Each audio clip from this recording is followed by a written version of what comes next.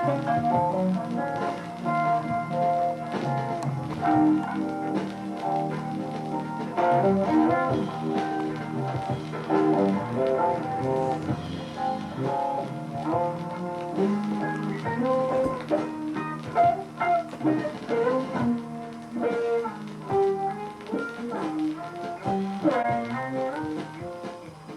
in New York. If he can keep the winning streak alive through New York, beat her in New York, he's still an underdog, but he will have a lot of momentum headed into that big following contest in the Northeast. So he's got to go step by step with Wisconsin next, but he smashed her in 3 Western states and picks up more momentum, which is what he needs now as much as he needs delegates. A huge march. Yeah, as you mentioned, Mark, Senator Sanders won the Alaska, Hawaii, and Washington caucuses in landslides. I wanted to mention here, if I may break in, that Mika Brzezinski pretty much looks like she's had a glass of spoiled milk. And Joe seems like he hasn't quite had his morning Joe, because he looks a little dazed by this news. But there's more to come. It's nice that they're all praising Bernie up and down and all, but my point in this report, this I believe happened last Thursday, we can check that, but at any rate, my point in this is that Morning Joe spills the beans, as it were, at a certain point here, and explains in a sentence why all the networks always show the wrong delegate count, because apparently there's an unspoken rule. On Saturday, his margin of victory in each state was 40 points or higher. Sanders picked up 55 delegates to Clinton's 20, but still trails her by 675 delegates overall. Okay, there's your standard misreporting of the delegates. Even Debbie Downer Wasserman Schultz says these should not be mixed together. It confuses the voter. And of course, it makes them think that Hillary has an almost insurmountable lead, which gets into the headlines and gets into people's heads. People give up.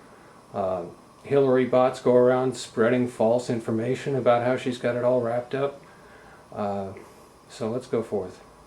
As the results were still coming in on Saturday, Sanders was in Wisconsin ahead of that state's primary on April 5th. Look at this crowd. And at a rally in Madison, he struck a defiant tone in front of more than 8,000 people. We are making significant inroads in Secretary Clinton's lead, and we have, with your support coming here in Wisconsin, we have a path toward victory. Right. They knocked down in the March 15th contest, came roaring back with massive victories out west. Well, there you go. Massive victories. Go ahead. You take away the superdelegates, which of course you don't do, and this is a close race. But there it is right there. Maybe we should go back, but I think you probably heard that.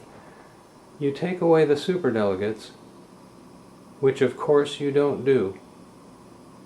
And this is a close race. So Morning Joe there, nobody listens to him that closely because he talks an awful lot. But when he tells the truth, people pass it off as, oh, he must have meant it the other way around. He must have misspoken. No one caught him on this in his show, of course. He runs the show, but I don't think anyone in the media has questioned him about it either.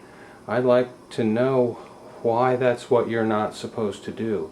Who told him that? Is that a policy at MSNBC? It seems to be. So maybe they should state that a little more clearly. Take away the superdelegates, which of course you're not supposed to do. Now wait a second, there's one more line to this. Let's let Joe finish up. He's going to try to cover his tracks now. Let's listen. Hold it. I'm going to come back here. Okay, now Joe Scarborough, right-wing gas bag, is going to tell us why that doesn't matter, why it's okay, don't worry about the superdelegates. But those superdelegates can always move around. We've got another story about that. Those superdelegates can always move around, he says. Now, if you listen to Al Franken and some of the other superdelegates who've been speaking off camera, maybe after too many cocktails or I don't know what, sniffing a little cocaine in the ladies' room while thinking about Hillary's White House. They've revealed a few things. They're not flexible for the most part. They're owned by the Democratic machine. They are part of that fake number up top there. And they are not planning to flip for Bernie no matter what, even probably if he gets the popular vote. Not until their own careers and their own butts are on the line. But that's the big lie. And Joe Scarborough, we several haven't... months, and every single one of those events is the same. Everywhere he goes, they are drawing these huge crowds. You know, unlike campaigns who are worried about booking a room that's going to be too big for the people that show up, right? Their problem is finding a venue big enough. Well, let me ask you this: would Hillary, anybody, would Hillary Clinton? I'm saying this just wondering. I can answer no. Yeah. Hillary can't get the crowds. Could she ever get this crowd? She can't get the crowds, and she can't get that excitement. I know it doesn't. But she is going to get an interview coming up, it seems. Well, okay, we'll go to that, which is another major headline this morning. Well, it actually plays into what we just saw. The Los Angeles Times reports this morning that the investigation into Hillary Clinton's email server is about to enter a new phase.